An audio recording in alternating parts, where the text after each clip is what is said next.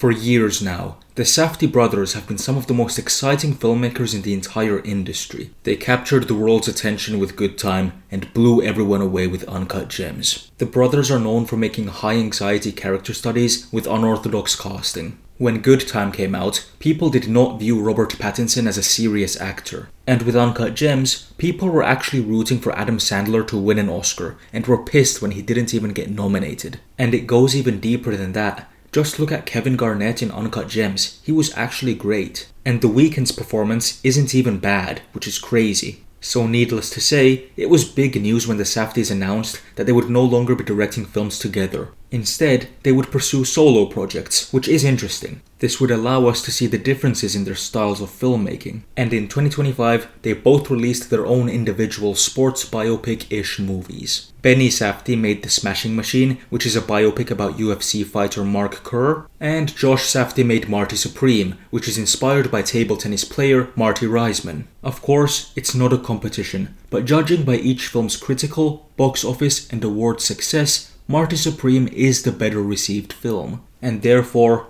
most people have deemed Josh Safdie the one with the sauce. But is that fair? Well, that's what I'm here to discuss. I'll give you my thoughts on each film, compare the films, and compare the brothers themselves. But what I want to say before getting started is that I think they're both extraordinarily talented filmmakers, and I look forward to seeing what they do next. Now let's talk about The Smashing Machine. This was one of, if not my most anticipated film of 2025, mostly because I was curious to see Dwayne Johnson act in a serious film. The casting reminded me a lot of Robert Pattinson in Good Time, but this was even more exciting. Because even though Robert Pattinson wasn't considered a serious actor at the time, people knew he could act. The same cannot be said about Dwayne Johnson. He has made a career out of playing the same character over and over and over and over again, so to see him break out of that shell is intriguing. So when initial reviews for The Smashing Machine came out and people praised his performance, I was happy. Unfortunately, however, the reviews for the film as a whole were nothing crazy. People called it an overall good film with an underwhelming script, and after seeing the film myself, I have to agree. There's a lot to appreciate about The Smashing Machine. My personal favourite aspect of the film is actually the amazing camera work. The film has a gritty, grainy look to it. The camera is almost always handheld, and the characters never feel at a distance from the audience. It's a very distinct, memorable aesthetic that I personally connected with.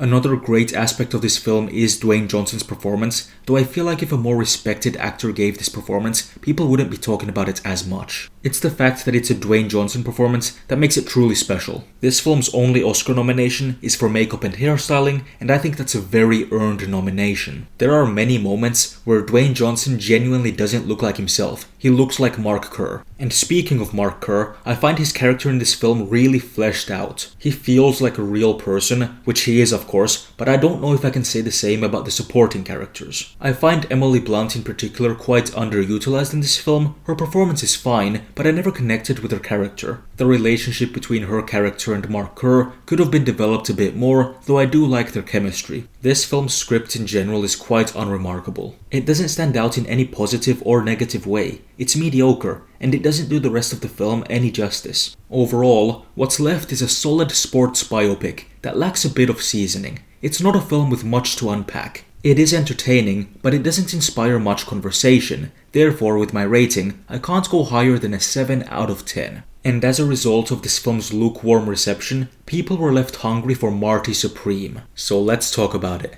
I have a lot to say about this film. Marty Supreme had one of the greatest marketing campaigns I've ever witnessed. The film was considered an awards favourite before it had even released. Look how that turned out. Timothée Chalamet and pretty much everyone involved in the making of this film spoke about it as if it was the greatest thing that they had ever made. And having seen the film twice within 3 days, I must say, I believe it's a masterpiece. If you love Uncut Gems like I do, I can almost guarantee that Marty Supreme is made for you. It's very similar to Uncut Gems in tone, but much larger in scale. This feels like the role Timothée Chalamet was born to play, and while his casting isn't anywhere near as out there as Dwayne Johnson or Robert Pattinson or Adam Sandler, it's still excellent. And let's not get it twisted, there is some insane casting in this film, such as Kevin O'Leary, who actually gives a great performance, even though he is basically playing himself. Tyler, the creator, is also in this film. He provides a much welcomed light-hearted presence, and I think he has great chemistry with Chalamet. Gwyneth Paltrow is great as always, and call me crazy, but this might just be her best performance. Odessa Azayon has a bright future ahead of her. She is also great in this film. Abel Ferreira, of course, gives a very menacing performance. Luke Manley is a ton of fun. Koto Kawaguchi, he's great in this film. The casting in Marty Supreme in general, some of the best I've ever witnessed. But of course, it all comes down to Timothée Chalamet, and he is a powerhouse. He pours all of his energy into this role, perfectly embodying the ambition and the arrogance of Marty Mauser. Like I mentioned earlier, this film is inspired by a real table tennis player, but Marty Mauser is a fictional character. And what a character he is. He is obnoxious and self-destructive,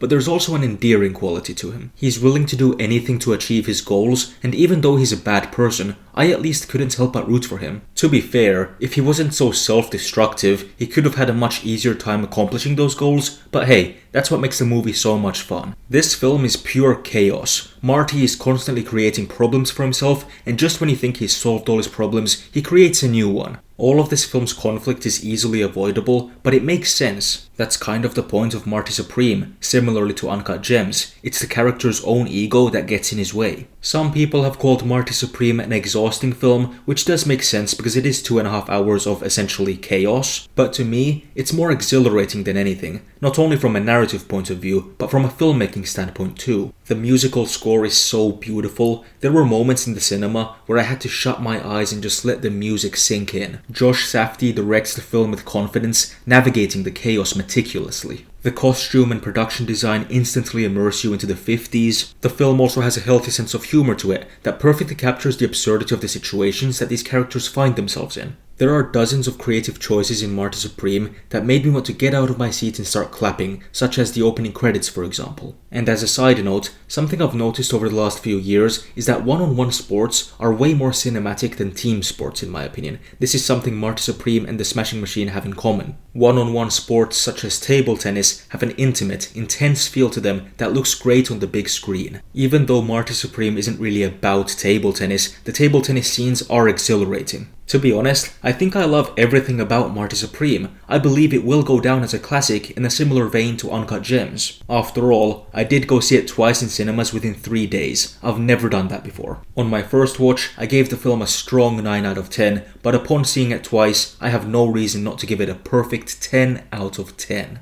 Needless to say, I did enjoy it way more than The Smashing Machine, but I don't think it's a competition. I just find it interesting to compare the work of these brothers, especially since they came up making films together. Based on these two films, I think it's safe to assume that Josh is the more eccentric and perhaps ambitious one, whereas Benny is more traditional and perhaps sentimental. Both of these approaches are valuable, I just feel like Benny could maybe work a bit more on his writing. But hey, I don't want to criticize him too much, he is a great filmmaker, and a great actor too. And let's not forget, my favourite Safdie film, Uncut Gems, was written and directed by both of them. When working together, I feel like the brothers strike a healthy balance that appeals to both cinephiles and general audiences alike. But I would be lying if I said I wasn't excited to see how extreme and how far Josh Safdie can go. And I'm also very curious to see how Benny Safdie's voice evolves. 2025 was an interesting year for the Safdies. They both made individual films that provide windows into the lives of self-destructive athletes. And I look forward to what's coming next. That's about all I have to say for now. See you next time.